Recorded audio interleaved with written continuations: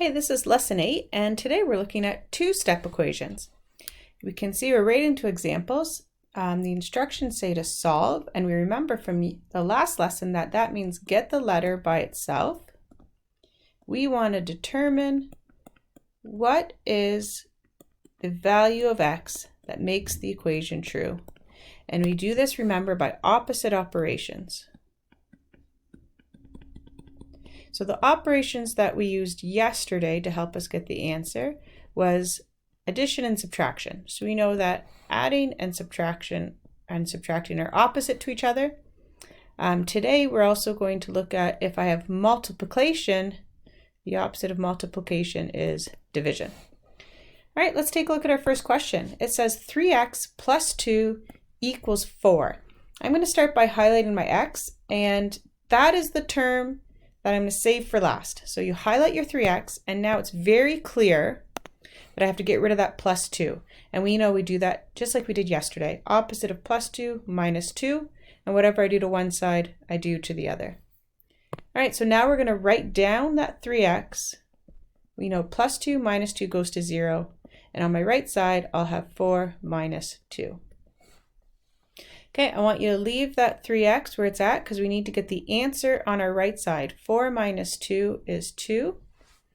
And then from here, this is where we're going to use the opposite operations of timesing and dividing.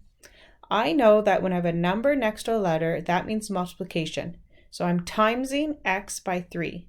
What's the opposite of timesing by 3? Dividing by 3. And we're going to show the division with a fraction line. So I'm going to divide my left side by 3, but I have to keep the equation balanced, and that means I have to divide my right side by 3.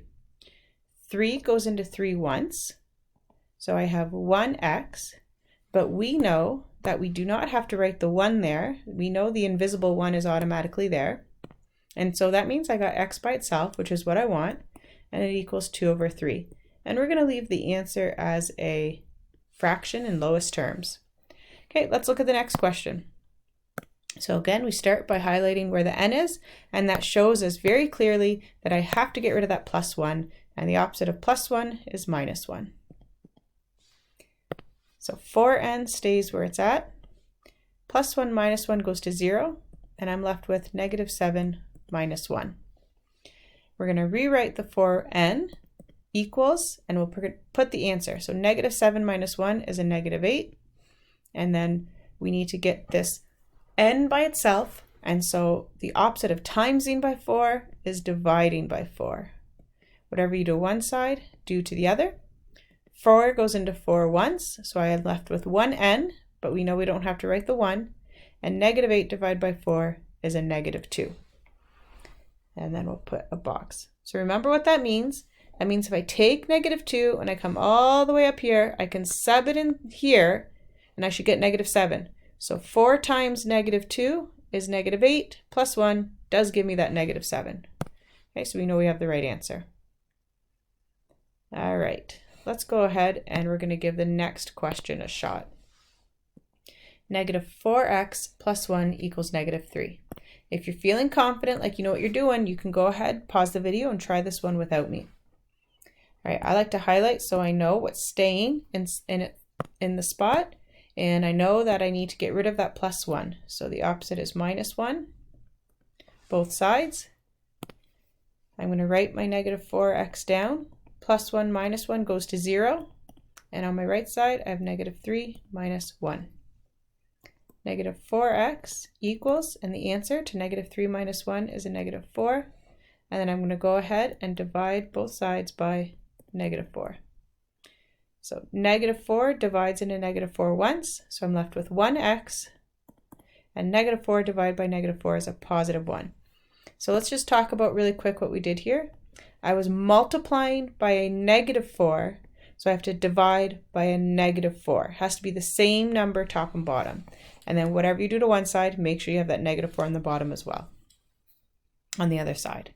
All right, next question. Let's highlight that 3t because we know that's staying where it's at, and we need to subtract 6 from both sides. Okay, so what we're going to do is leave our 3t on the left, 6 subtract 6 goes to 0, and I have 9 minus 6 on my left. So then we'll answer 3t equals 9 minus 6 is 3, and then we'll have to get rid of this times 3 next to the t, so the opposite of times 3 is divide 3. We need to do that to both sides to keep the equation balanced. 3 goes into 3 once, so I'm left with 1t, but we just have to write t, and 3 divided by 3 is 1. So t equals 1. All right, let's take a look at number 5. Number 5 looks different because the a term is the second term, and we saw this yesterday and it doesn't change how we solve it. We just have to remember that that sign goes with the a, the 2a, and we need to also remember what is the sign on 2 right here. So we know that has to be a positive if there is no sign there. Okay, and that tells us exactly what to do. How do you get rid of a positive 2? Minus 2. Whatever you do to one side, do to the other. 2 minus 2 goes to 0. I'm left with positive 2a. We know it's positive. I don't have to write it down. Equals negative 4 minus 2. Okay, let's write that 2a, and we'll go ahead and calculate negative 4 minus 2, which is a negative 6. And then what's the opposite of times 2a? Divide 2. Whatever you do to one side, do to the other. And so a equals, and negative 6 divided by 2 is negative 3. All right, let's go ahead and try number 6. I'm going to highlight where the x is just to help me know what stays put. Don't forget that, oops, it's not working here. There we go. Okay, don't forget that the sign goes with that 5. So it's like a negative 5. And we need to remember then that the sign on 3 is going to be a plus. Okay, so that helps us know exactly what to do. What's the opposite of plus 3? Minus 3. Whatever I do to one side, I do to the other. 3 minus 3 goes to 0, and I'm left with negative 5x.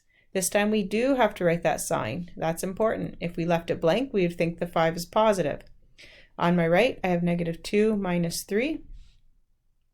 So I have negative 5x on my left, and we'll now evaluate. Negative 2 minus 3 is a negative 5, and then we'll divide both sides by negative 5. Okay, the opposite, remember, of timesing by negative 5 is divide by negative 5. So let's show the canceling. Negative 5 goes into negative 5 once, so I'm left with 1x, and then negative 5 divided by negative 5 is 1. Okay, we have 2 questions left to take a look at, and these ones again look different because we can see now the y is on the right side, and we're going to take that sign with it. I have to remember that this 2, if there's no sign, is a positive, and that tells me what I got to do. I have to get rid of this sign with the y. Whatever is highlighted, that's what you have to get rid of, and the opposite of plus 2 is minus 2. Whatever I do to one side, I have to do to the other.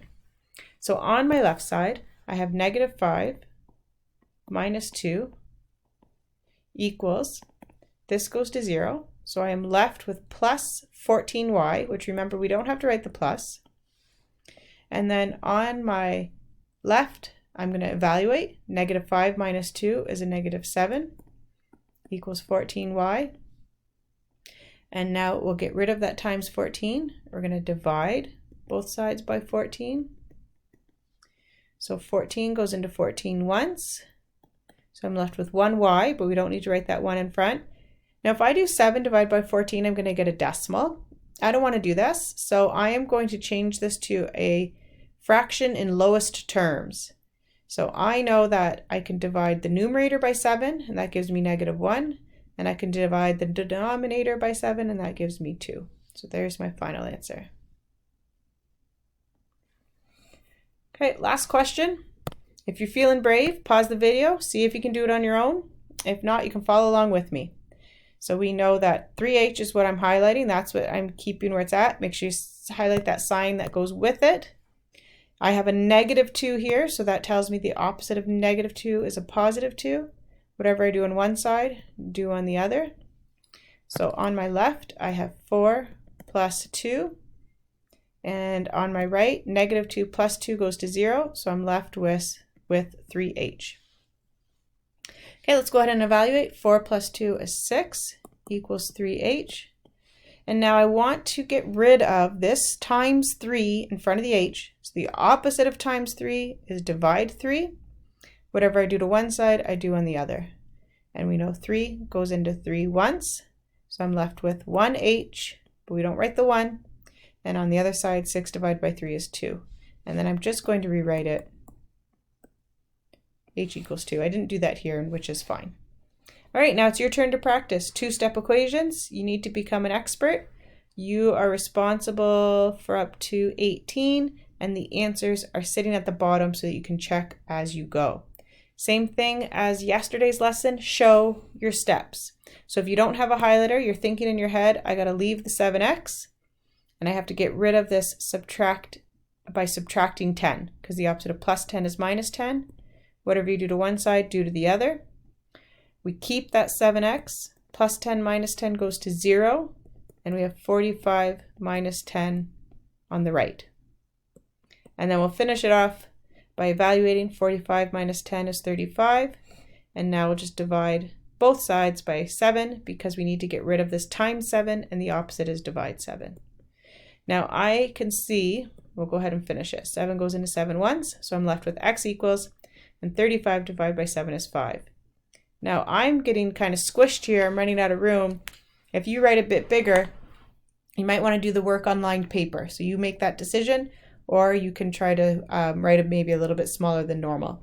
Okay, if you need help with this, go ahead and message me. Otherwise, have a great day.